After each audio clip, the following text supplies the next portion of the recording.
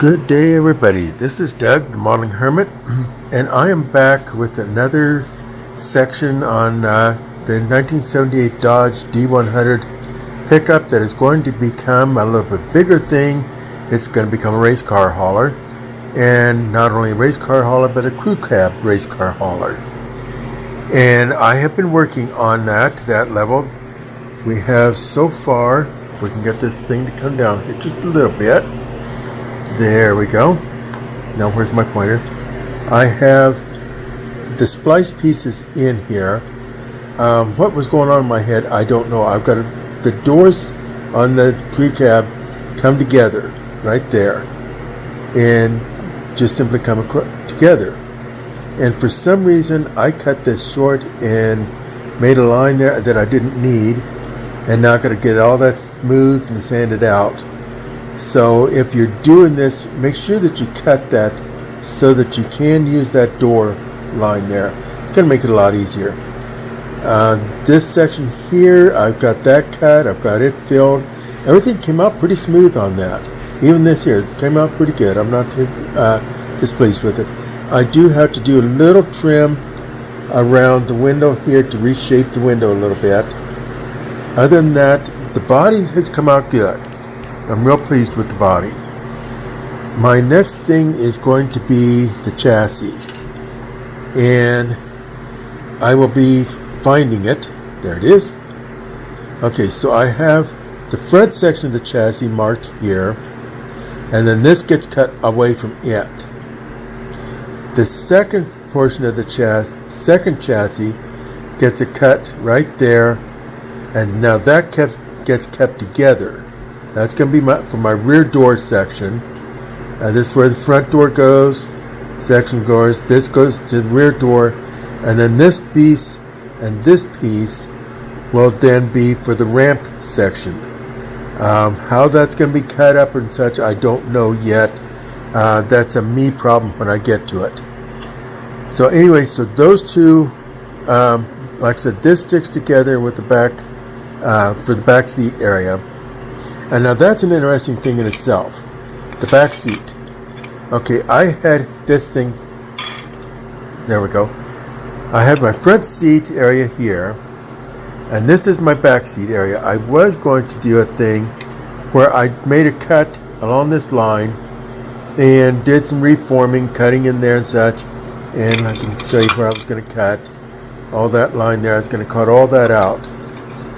As I was looking at a picture of the truck, the actual truck, I discovered there's no back seat in it. There is insulation back here, but there's no back seat. There is door panels. And what I'm going to do, I'm just going to simply cut another sheet plastic to go along the sides there, and then one at the back and one at the bottom, and just let it go with that, and keep this section here for a future build of something or another. So that's going to be my thoughts now, is just if I don't need it, why tear it up? And so let's just bypass that. This section here is going to be the one that's going to give me the rough time. So like I said, we have the front engine and the front seat area in this area. This area, and then this gets cut from it. This area goes to, mounts up to there. Now that in itself makes a little bit of a problem because we've got a little bit of a lip up at the back here. Well, actually at the back here. This is flat. This has got a lip up to it. So I'm going to have to adjust for that lip somehow or another coming into this back seat area here. So I do have to adjust for that. But the nice thing is the back seat, like I said, I can readjust that however I want to. The ramp section, like that comes here, so this gets kept together, with the ramp section being this section here, and I've got to decide just where all of that comes together at when I put things together, of how much I keep, because I've got on the back section, I've got this cutout where the wheels will go, the axle goes. So I'm going to have to adjust for that. And I mean, they both have it. One of the thoughts that I've been having here, and I don't know yet whether I'm going to do it or not, I may, I'm thinking about building my own chassis for this thing. Just completely rebuilding my own chassis for it and just see what happens. That's a thought. I mean, I can use plastic strip or I can use metal strip, either one. So, with that in mind, that's where I'm at so far on this. This is just an update and an explanation of if you're running into this build, if you think about building this or any of these things, some of the things you got to take into consideration is little dip ups, dip downs, so on and so forth. Even the shape of your chassis itself, you have to take that all into consideration.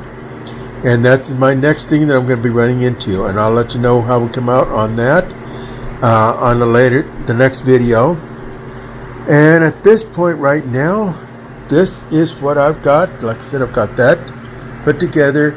I've used Tamiya putty on that, Tamiya white putty. That's what I've used on this. And we're going to let that dry probably a couple days. I like to at least, sometimes more than that even. And then we got the cutting to do here. So we're going to see what happens with this. It's going to get interesting now. I have all these little things that are going to have to be cut. And some of this can't really be done until I have figured out for the ramp, the length of the ramp yet too. So, with that in mind, this is Doug, the Modeling Hermit. Rather confused at the moment, but still the Modeling Hermit. And I am off the air and I am gone.